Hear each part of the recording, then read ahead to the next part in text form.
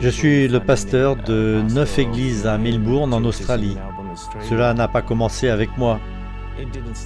En fait, tout a démarré par le dévouement d'un petit groupe de membres travaillant avec le pasteur Eddie Erika il y a environ 27 ans.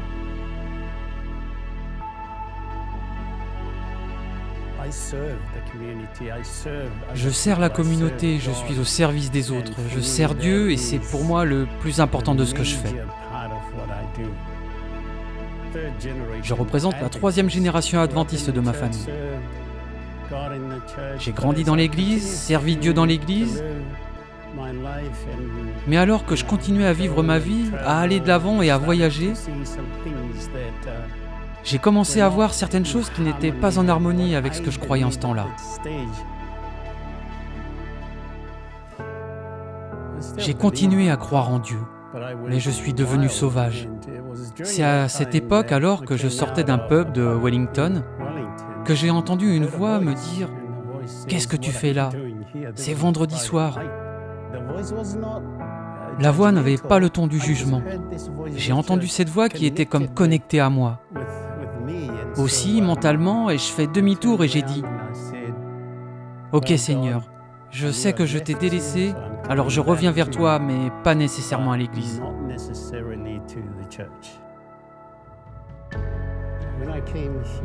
Quand je suis venu ici, appelé à être pasteur à Melbourne, je me suis retrouvé dans une sorte de système hiérarchique. Alors j'ai pensé à l'image que Paul présente dans Philippiens 2, qui dit clairement que Jésus a décidé d'être un serviteur. Quand vous choisissez cela, vous êtes connecté. Vous pouvez être en relation avec tout le monde.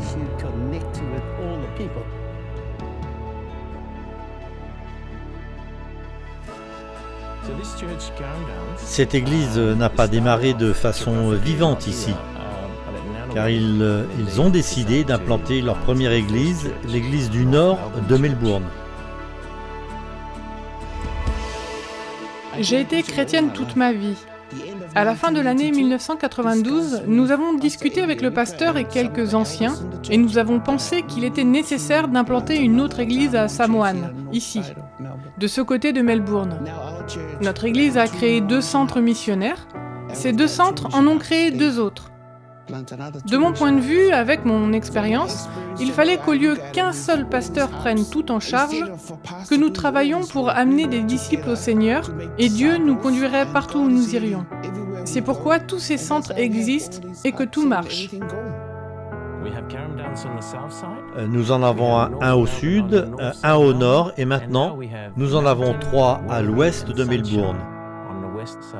Nous couvrons maintenant les 3 corridors de Melbourne. Ils pensent continuer à changer la culture comme résultat de la formation. Les dirigeants se préparent et réalisent qu'il n'y a pas qu'une seule façon de gérer une église ou un ministère. Bien des groupes de lecteurs de la Bible émergent de ces églises.